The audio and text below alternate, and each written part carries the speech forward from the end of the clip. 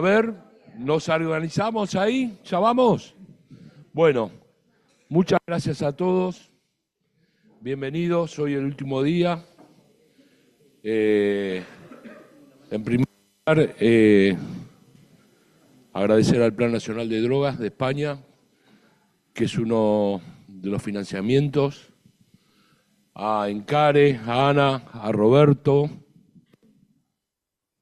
a todos nuestros equipos, porque si de alguna manera estamos acá, estamos bien apoyados, a los representantes de Nodo, a las comisiones.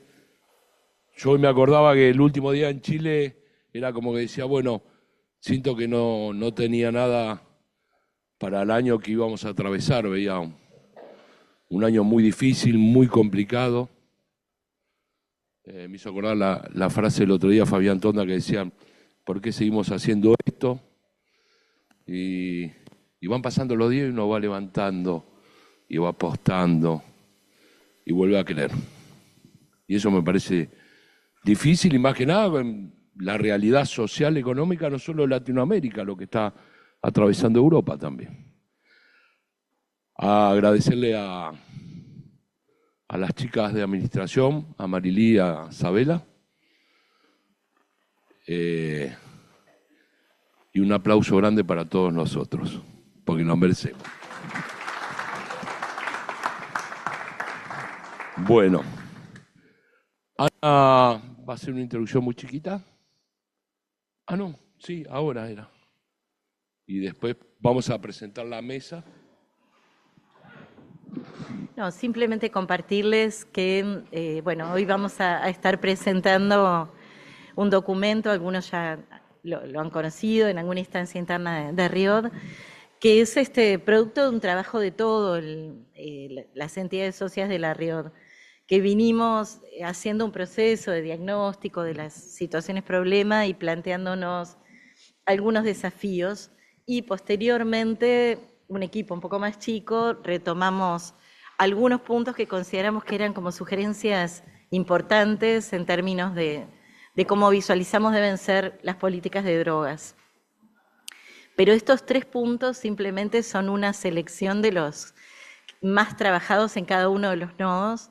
No es lo único que pensamos que deben considerar las políticas de drogas, que, bueno, que sentimos que tienen que ser sin ninguna duda desde una perspectiva ética, de respeto democrático, de respeto de los derechos humanos, profesionalizadas.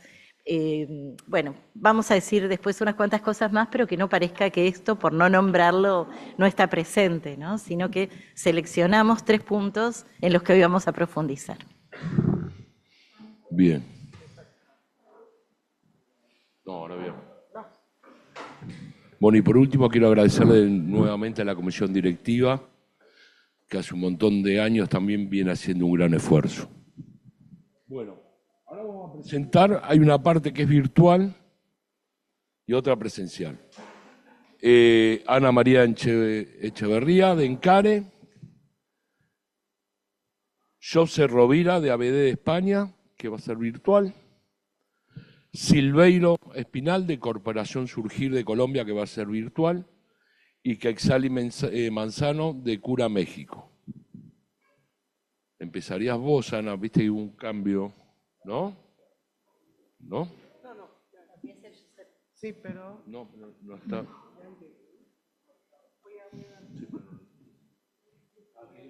Ah, bueno. Buenos días. Hola, buenos días. Sí. Espero que... Bueno, quiero decirles cómo se llama este documento del que tanto se ha hablado. El documento se llama Atención Integral y Continua por un abordaje sin fragmentaciones, con equidad y derechos, desarrollado gracias al apoyo del Ministerio de Derechos Sociales, Consumo y Agenda 2030, y hoy gracias a la financiación de la Delegación del Gobierno para el Plan Nacional sobre Drogas, tenemos la oportunidad de compartirlo con todos ustedes. El documento se concluyó alrededor de noviembre del año pasado. Y para iniciar con Josep, él es director del área de drogas del Grupo ABD del Nodo de España, quien nos hablará sobre cómo superar la fragmentación y avanzar hacia una verdadera continuidad de cuidados. Entonces, Josep, sí, Josep. adelante.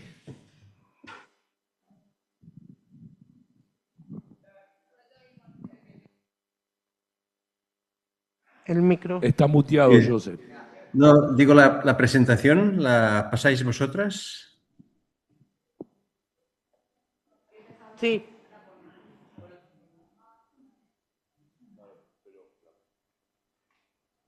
Josep, la pasamos nosotras.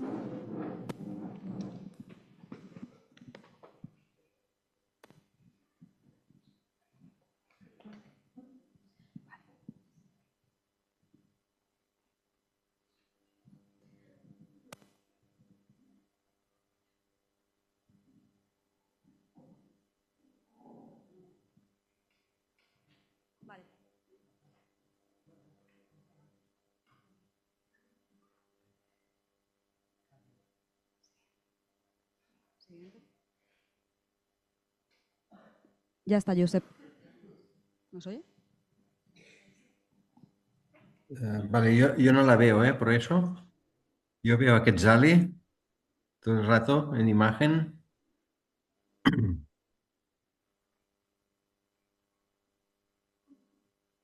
Ahora sí. Muy bien, muchas gracias. Vale, la idea sencilla a explicar es que las políticas de drogas necesitan superar fragmentación y avanzar hacia sistemas de cuidados continuos. Al final, las personas no viven por partes, pero nuestras políticas a veces sí, dividen sus partes de la persona y en su vida para dar respuestas. Prevenimos por un lado, tratamos por el otro, reducimos daños en algunos espacios y la inclusión siempre social queda para el final. Entonces, lo que vamos a plantear es que la continuidad de cuidados significa reconectar todo esto alrededor de las personas. Cuando decimos por qué un modelo fragmentado, bueno, hay una fragmentación que no es casual, es un producto histórico del modelo prohibicionista. Ya, de alguna manera ya tenemos un bloque que habla de reducción de la oferta y que hace una acción y mirada sobre los aspectos, sobre todo de los mercados, como si ellos no estuvieran conectados con las personas en su incidencia que pueden tener esas políticas, en los aspectos que pueden ser dañosos en la comunidad o propiamente hacia las personas según cómo se opere esta acción de control de mercados que no se puede desligar de las propias personas, ¿no? Pero incluso en lo que es la reducción de demanda, que muchas veces oiremos o encontraremos en modelos administrativos, ¿no? Pues es una presentación que encontramos como sistemas separados, la prevención, el tratamiento, la reducción de daños y la inclusión. A veces ni la reducción de daños, puede ser que en muchos países aún no lo encontremos. Esta división que es administrativa, en la vida real de las personas, todo eso ocurre al mismo tiempo. De alguna manera es impensable pensar que puede haber una relación de prevención sin reducción de daños, que en el tratamiento no exista la prevención. Y en todo caso, lo que vamos a hacer es, si queremos pasar la diapositiva, es que queremos que esa realidad de las personas esté acorde a las políticas, es decir, que estas políticas esté y respondan a la necesidad y a la realidad de las personas. No se trata de sumar servicios aislados, sino que se trata de construir sistemas continuos. Pasar la diapositiva, por favor. Entonces, en este punto, pues la atención que está centrada solo en lo biomédico y que olvida los aspectos sociales, pues al final, sin una coordinación, no hay una perspectiva de salud pública, pues lo que necesita es que justamente esta reconexión se produzca Y para ello lo que tenemos que comprender es que si no se produce, eso lo que hace es administrativamente esta lógica termina generando daños porque no da una respuesta global a la persona. Pasamos diapositiva, por favor. ¿Qué significa un sistema continuo de cuidados? Pues es un sistema que no abandona a las personas entre servicios, que significa que prevención, reducción de riesgos, tratamiento e inclusión trabajan como un mismo proceso, no como etapas separadas, sino como dimensiones complementarias en el cuidado. El objetivo no es solo reducir el consumo, el objetivo es proteger la vida y la salud y la dignidad de las personas. Y como no viven en compartimentos las personas, entenderemos que esa mirada realista es la que tiene en vista que hay que haber una continuidad en todo el cuidado. Así, la reducción de daños ha sido un motor de cambio en la reconexión de todos estos aspectos. No podemos hoy plantear que la reducción de daños no sea una manera en la cual nadie quede al margen, nadie queda atrás y que no divide entre la condición de las personas que consumen con aquellas que han hecho opciones de abandono del consumo. Entonces, pasamos diapositiva. Fijaos que en el tema de justamente de prevención, prevenir siempre es gestionar riesgos. La prevención no puede basarse solo en la idea de evitar el consumo. Esa visión no refleja la realidad. Prevenir significa informar, cuidar y gestionar riesgos siempre. Y desde esa lógica, lo que trabajamos es para un desarrollo de educación crítica, no para discursos moralizantes. Y algo fundamental que hay que reconocer, sin reducción de riesgos, la prevención queda vacía, porque la reducción de riesgos o la gestión de riesgos es aquello que ayuda a las personas a reconectar o situarse frente a lo que es la identificación de riesgo, pero en la capacidad de cómo éste se va a gestionar. No hay ningún ámbito de la prevención o de los conflictos que existen en términos de nuestra vida cotidiana que no tenga la dimensión de gestión de riesgos. Es decir, que raciocina que justamente la gestión de riesgos es la manera más efectiva para que las personas tengan capacidades para enfrentar opciones y decisiones ante el consumo, sea por la abstinencia o sea por el consumo, que nuestra población, la gran mayoría de nuestra población mundial, algún tipo de sustancias consume. Entonces, no se trata de producir personas sin capacidad de gestión o sin capacidad de decisión, sino personas con capacidad de decisiones responsables.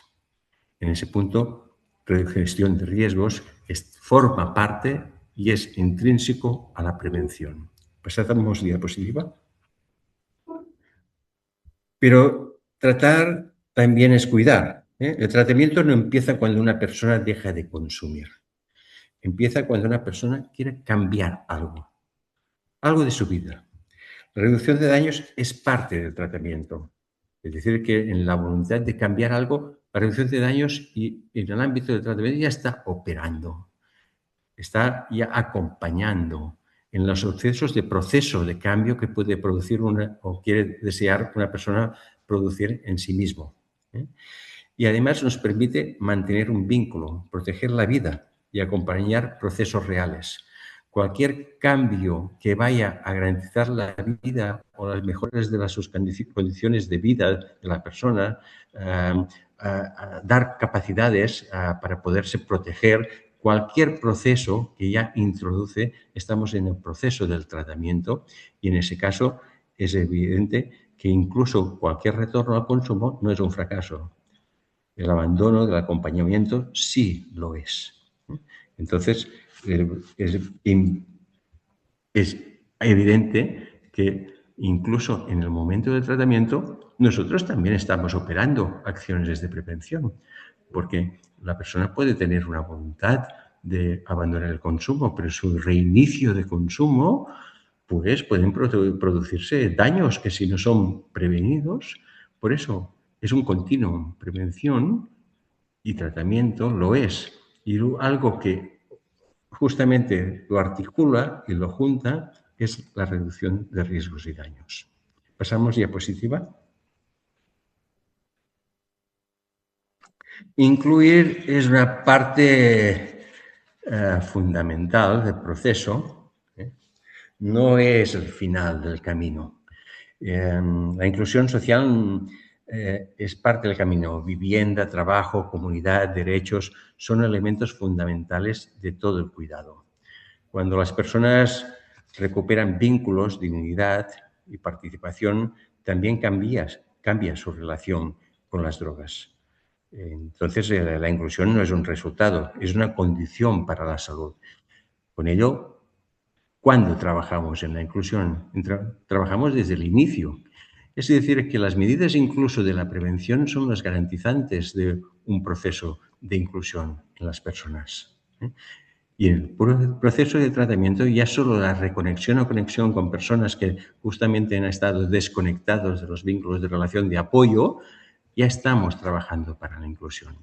Y no estamos hablando de la reinserción como un modelo que tiene que operar cambios a la persona para que ésta se modele a las necesidades del mercado o de nuestra sociedad, sino en la garantía de ciudadanía y de reconocimiento de la persona como parte de la comunidad. Pasamos diapositiva.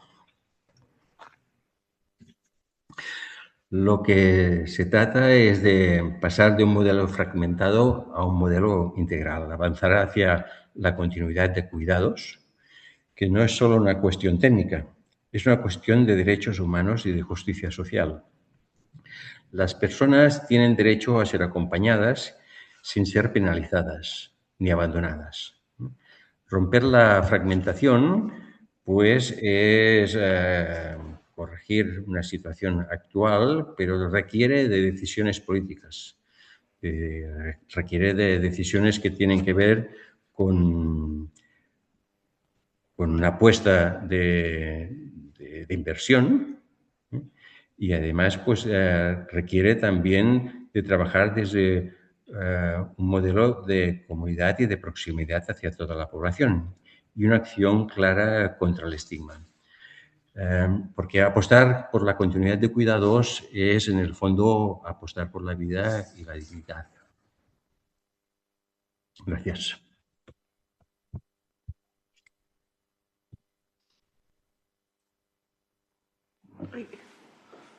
Muchas gracias, Josep. Bueno, el siguiente capítulo habla sobre el enfoque interseccional. Y para esto, quien nos va a hablar sobre este capítulo es Ana Echeverría. Ella fue la autora del mismo. Adelante, Ana. Les pido, compañero.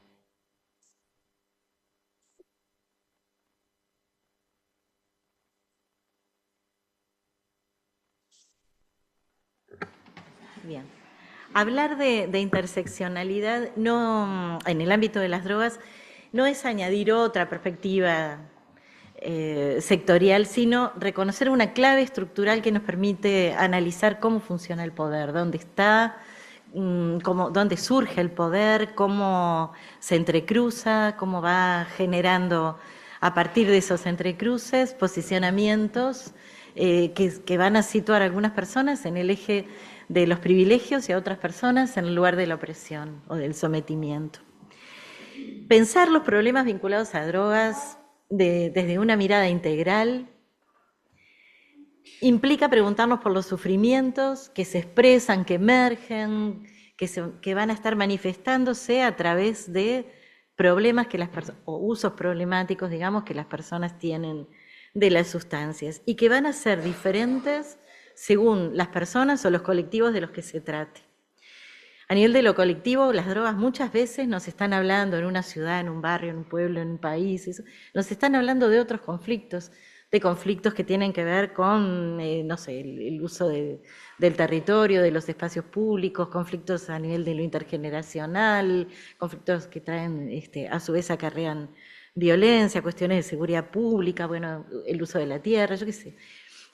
Pero a nivel individual hay tantos síntomas, funciona como síntoma de tantos sufrimientos diversos como personas hay. Y en ese sentido nos parece que es como fundamental poder tener una escucha crítica de lo que sucede en los sujetos. Cuando pensamos desde una mirada integral y además apoyándonos en el paradigma de la complejidad de Morin, tenemos una mirada que corre centralmente la cuestión de las drogas y la ponen los sujetos. Lo que nos importa no es si la cocaína o si la marihuana, lo que nos importa es por qué las personas establecen este tipo de vínculos problemáticos con algunas sustancias, qué consecuencias acarrea eso en sus vidas, qué otros nuevos problemas surgen. Bueno. Y una cosa que es bien interesante es que en la RIOD somos organizaciones de países bien diversos, donde los consumos son diversos y en realidad nuestros temas de trabajo son comunes siempre, ¿no? No importa si en tu país se consumen más drogas sintéticas y en el mío, yo qué sé, más derivados de la coca, o bueno, los problemas son los mismos porque estamos mirando a los sujetos y no a las sustancias. Voy a cortar. Entonces decíamos, desde una mirada que toma en cuenta los determinantes sociales, además nos alejamos de los paradigmas sanitaristas que ubican al sujeto como un enfermo y únicamente se centra en la lógica de la enfermedad del individuo. Desde este enfoque, entonces, es que recurrimos y se nos va haciendo cada vez más necesario el concepto de interseccionalidad que fue acuñado originalmente en 1989 por Kimberly Crenshaw y que trae una de las definiciones que a mí me gusta mucho es decir que la interseccionalidad es como una lente, ¿no? Una lente que nos permite, como decíamos hoy, analizar dónde el poder surge y colisiona y cómo se entrecruza, se entrelaza, de modo tal de ir determinando lo que decíamos, situaciones de opresión o de privilegio. Y por acá hay un esquemita que lo están viendo, donde es una de las tantas matrices, la tomamos prestada de Patricia Hill Collins, que ubica algunos de los ejes de privilegio, claramente, por ejemplo, ser varón, blanco, occidental y cristiano, heterosexual, etcétera, etcétera, ubica, posiciona a las personas en un lugar de privilegio en relación con, no sé, migrantes, afrodescendientes, personas de identidad de género diversas, mujeres también.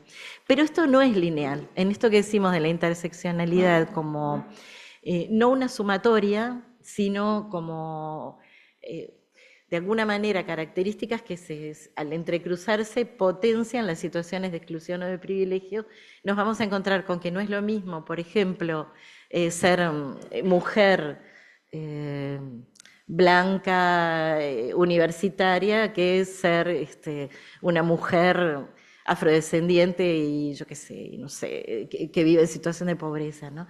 La clase social sin ninguna duda es uno de los ejes centrales en esta cuestión, no el único, pero bueno, que vamos a ver que sin ninguna duda genera posicionamientos muy distintos en este mundo de los usos de drogas.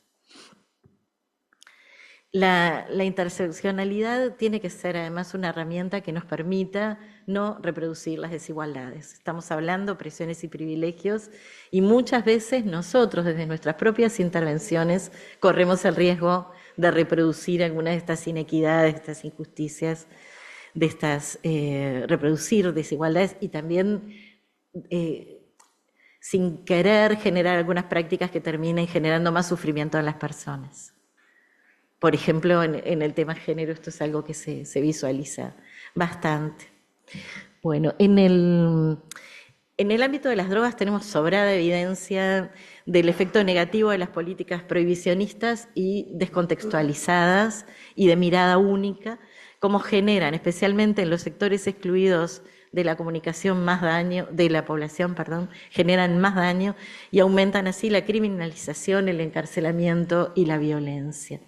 Los observatorios nacionales, que hablo con mucho orgullo siempre del de Uruguay, que me parece que es excelente, junto con investigaciones académicas y la sistematización de nuestras propias organizaciones a partir de nuestras prácticas, de alguna manera nos van mostrando cómo en las distintas poblaciones, tanto la edad de inicio, la sustancia de elección, los modos de consumo, el relacionamiento con las drogas, varían mucho según edad, clase social, género y otras de estos ejes de opresión-privilegio que veíamos.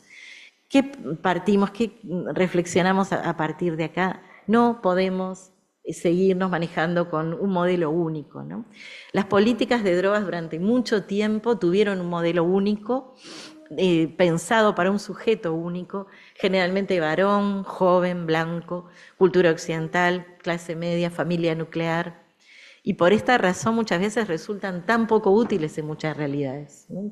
Partimos de modelos que trabajamos igual, no importa dónde estemos trabajando.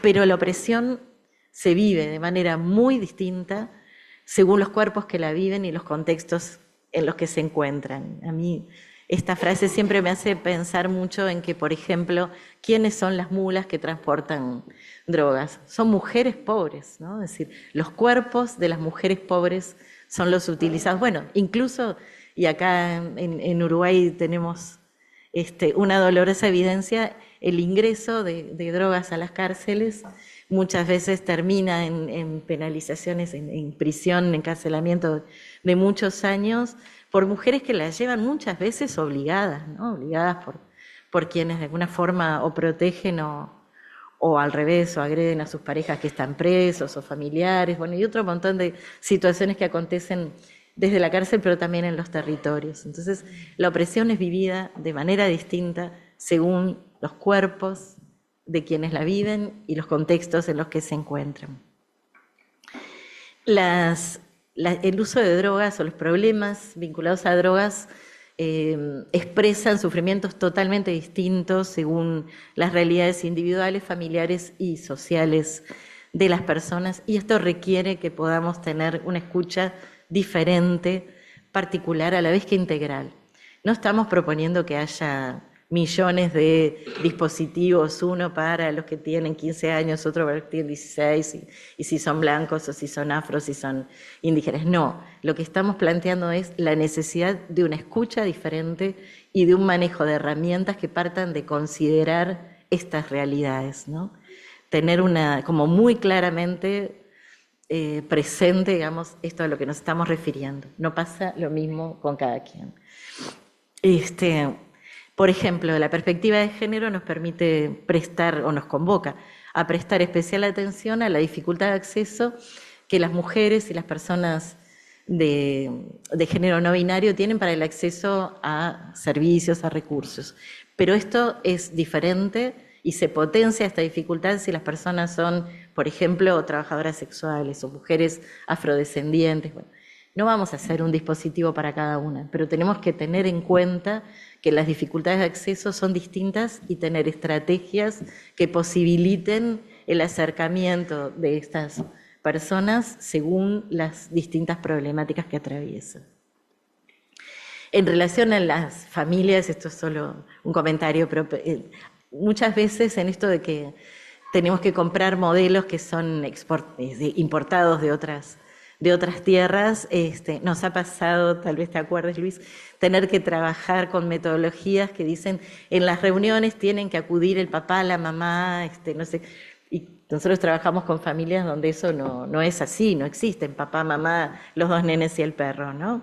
Entonces también, como de alguna forma podemos trabajar el abordaje familiar sabiendo que hay millones de familias distintas y tener en cuenta. Y así lo mismo, ¿no? Cuando hablamos de los jóvenes, hablamos de las mujeres, o yo qué sé, que ahí no tenemos en cuenta otros cruces. A mí de las observaciones que tiene el Observatorio Uruguayo de Drogas, una que me resulta muy interesante, es ver cómo, y sé que pasa en Chile y que pasa en otros países, cómo se va dando, por ejemplo, un aumento de los consumos en las adolescentes mujeres que las va poniendo, digamos, en algunos casos con mayores porcentajes de prevalencia que los varones y en otros por lo menos igualándolo. Entonces, no son los jóvenes, son las jóvenes, los jóvenes en tales contextos, etc. Y bueno, y muy brevemente ahora algunas propuestas para la incidencia, ¿no? Partiendo de la base. La siguiente diapo, ahí está. Esto, ¿no? La importancia, en primer lugar, de adoptar un enfoque de justicia social.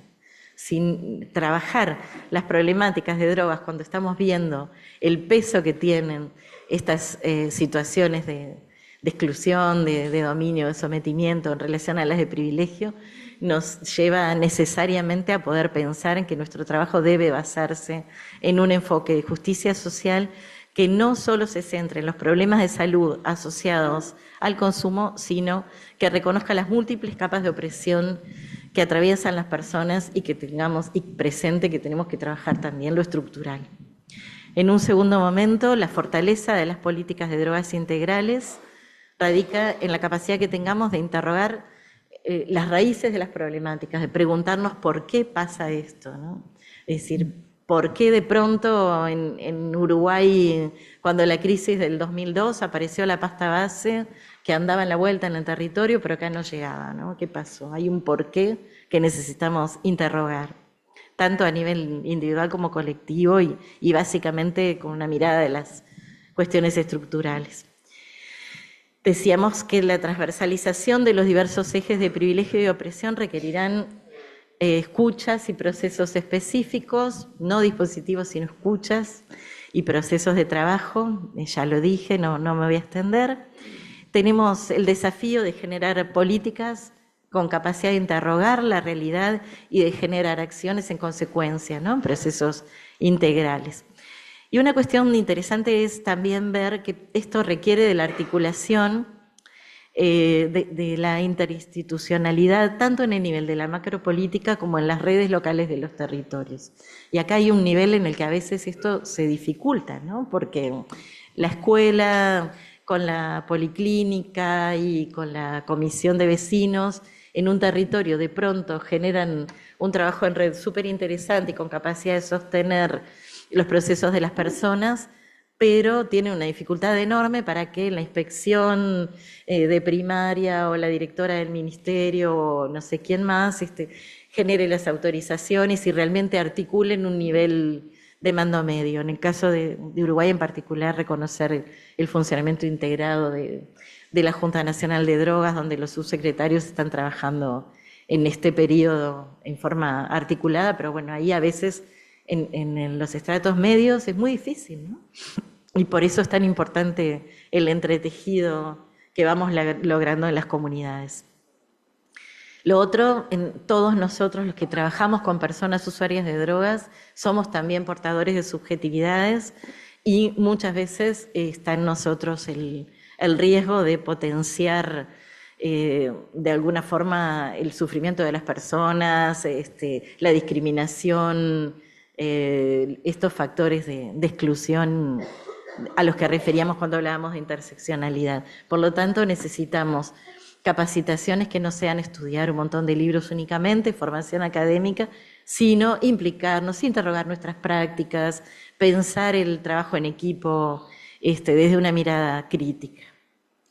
Y lo otro, y con esto termino, la necesidad de contar con indicadores que nos permitan evaluar nuestras políticas y programas, preguntarnos si contemplan las diversas realidades y trayectorias de vida de las personas a quienes van dirigidas y la necesidad de incluir siempre recursos que nos permitan evaluar y sistematizar, ¿no? En general la cooperación te da financiamiento para esta actividad o para esta otra, pero no para un proceso que después permita que generemos aprendizajes que se conviertan en evidencia. Y cuando se nos piden que nuestros programas estén basados en la evidencia, esto quiere decir comprar evidencia desde otros países, desde el norte global y seguir manteniendo una situación muy de colonialismo intelectual. Bueno, paso. Muchas gracias, Ana. Estamos tratando de comprimir un poquito el tiempo, que empezamos un poquito más tarde, pero que todos puedan tener el espacio. A continuación, de Cooperación Surgir de Colombia, Silveiro Espinal. Bueno, buen día. Buen día a todos y todas. Por favor, me pasan la presentación.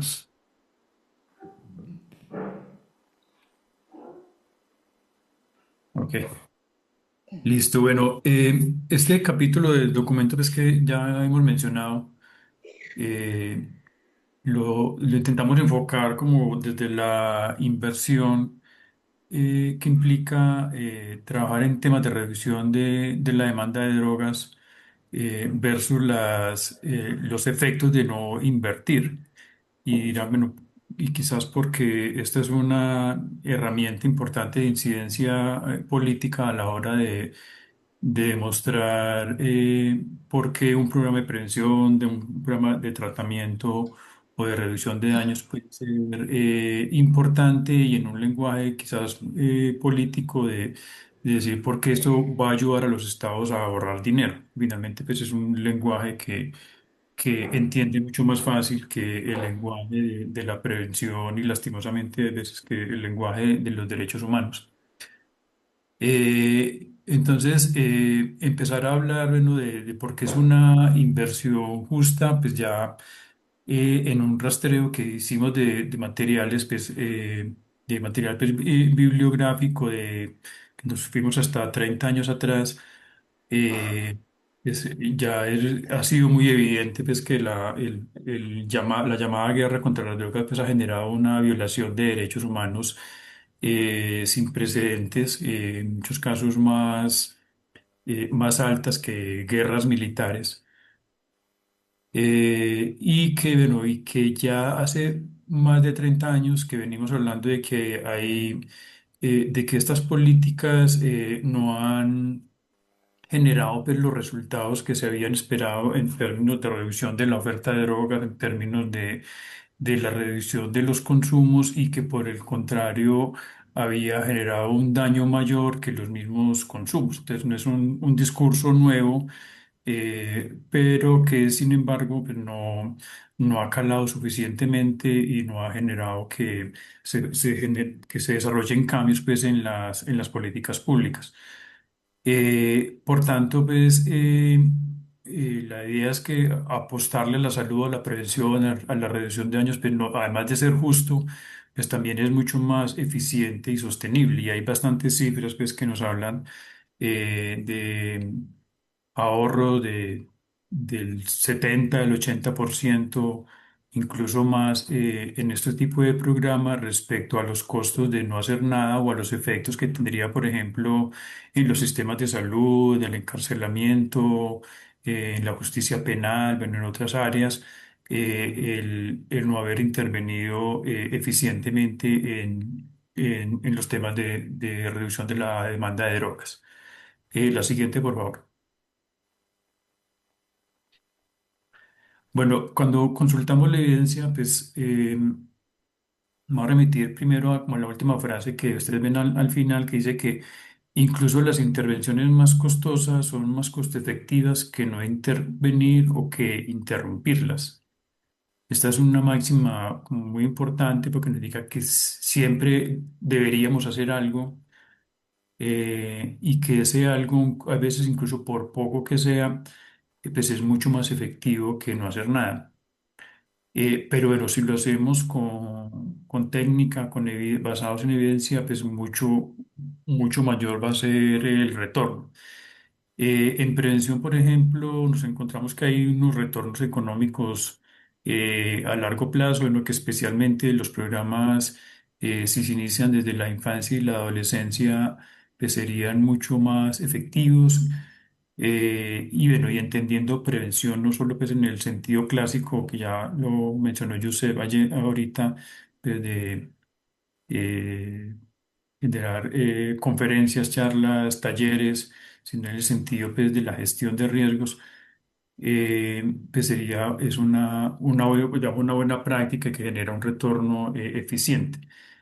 Bueno, que estos programas basados en la evidencia, bueno, no solo pues no puse ahí el apellido científica, porque ese es solo un tipo de evidencia, pero también digamos, hay otra evidencia que vamos generando en las prácticas, que también es valiosa y que en Río siempre la hemos valorado mucho. Bueno, que sea de manera constante, con coberturas amplias, que es una de las dificultades que tenemos en nuestros países donde hay programas de prevención, bueno, creo que pasa en casi todas las áreas, que duran 3, 4 meses, que se interrumpe 6, 7, 8, y que por tanto no hay una continuidad y que obviamente eso va a tener unos efectos, unos costos pues, en la productividad, bueno, en la salud de las personas. Por tanto, pues hacer prevención, pues está ampliamente demostrado que tiene un efecto positivo en la salud y en el bienestar en general de las personas.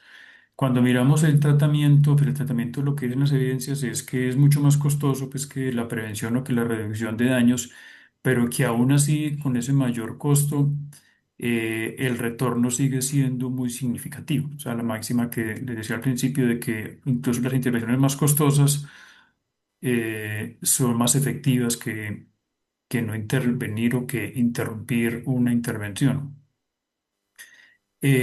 Los tratamientos pues, se ha demostrado que reducen costos, por ejemplo, derivados a la delincuencia, al encarcelamiento, bueno, y que generan beneficios económicos pues, para la sociedad en general, que creo que es un argumento también importante, en el sentido de nosotros pues, nos solemos fundamentar mucho en los beneficios, eh, digamos, en términos de derechos humanos, en términos de salud y bienestar, que obviamente son muy, muy importantes, pero también creo que vale la pena resaltar los beneficios económicos que esto puede traer para la sociedad en general.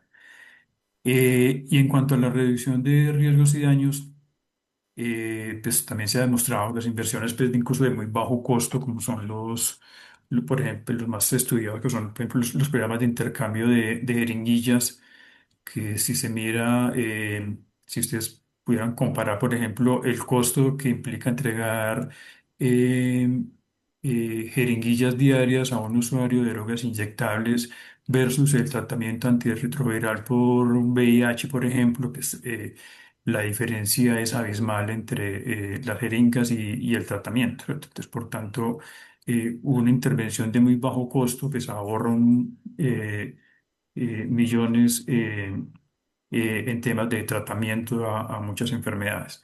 También pues, está demostrada la reducción que tiene la reducción de riesgos y daños en relación a la comisión de delitos, a encarcelamientos por ejemplo, por delitos de drogas o por otro tipo de delitos que a veces se asocian al consumo de ciertas sustancias psicoactivas. Y bueno, y hay una cosa muy importante y es que hay un estudio que demuestra que cuando suspendemos los programas, estos pues, aumentan los costos hasta en un 300%. Es decir, que si tenemos un programa, por ejemplo, de reducción de daños y dejamos de hacerlo, pues a la larga el daño va a ser muchísimo más alto que incluso no haberlo iniciado. Entonces, en general, pues que miremos pues, que hay una suficiente ilustración de por qué invertir en reducción de la demanda de drogas pues, es mucho más costo efectivo que no intervenir y tratar los problemas sociales y de salud que ello generaría. La siguiente, por favor, la siguiente diapositiva. Bueno, ya para terminar, menos que las propuestas pues, de incidencia, sumado pues, a lo que nos proponía Ana hace un momento, propuestas pues, para la incidencia. Bueno, uno es que proponemos es que pues, la inversión de los gobiernos en reducción de la demanda pues, trae unas ventajas que ya les mencioné, que esas ventajas pues, se caen como con su propio peso. Pero aún así, pues no entendemos por qué ante tanta evidencia, pues la resistencia a invertir en ellas y sí invertir, digamos, en otro tipo de intervenciones menos efectivas que ya ha sido probada pues, su ineficiencia. Bueno, que los programas deben tener un equilibrio entre la prevención, el tratamiento y la reducción de daños, la continuidad de los cuidados que nos mencionaba hace un momento Josep, y que la intervención en una no debería pues, en detrimento de la otra. Evaluar siempre el potencial de daño, ¿no?, que las políticas pueden traer. eh, y sobre todo pues, las políticas de no hacer nada o las políticas únicamente enfocadas en reducir la oferta, en el gasto militar, en el gasto de seguridad y no en el aumento de la equidad, del bienestar de las personas, en disminuir la pobreza, en mejorar la salud y la convivencia de las personas.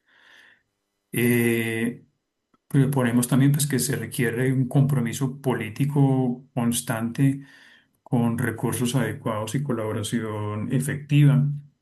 Pues creo que no es, en nuestros países pues, solemos ver cifras pues, eh, como muy llamativas, por decirlo de alguna manera, de la desproporción entre la inversión en reducción de la oferta y, y reducción de la demanda, donde a veces hay presupuestos irrisorios, como nos contaba ayer Fabián, en el caso de Argentina y bien y pasa en el caso de Colombia y de muchos otros, donde si miramos lo que se invierte en prevención, tratamiento, reducción de daños versus lo que se invierte en interdicción, en control de cultivos ilícitos, entre otras, pues hay una desproporción a veces de 5 a 95%.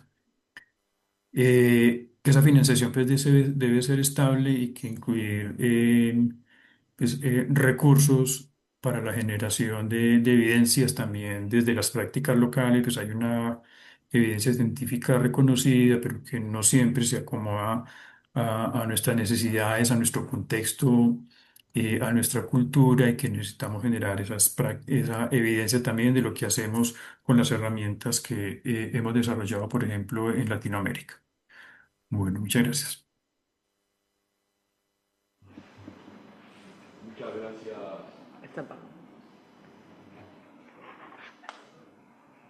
Muchas gracias, Silvino. ¿Ya? Bueno, pues vamos un poco retrasados de tiempo porque teníamos preparados presentarles uno de los 3 videos que se realizaron para este trabajo, pero lo importante aquí es mencionarles que hay material, tanto infografías, material visual, videos y bueno, por supuesto también está el documento que pueden ver y descargar de manera gratuita en las redes de la RIOD. Los videos son 3, es uno por cada capítulo y bueno, los pueden encontrar así por el nombre de Por un abordaje sin fragmentaciones con equidad y derechos. Entonces yo les recomendaría echarles un vistazo porque pues ahora se nos ha terminado el tiempo. Bueno, muchas gracias. Pasar uno durante el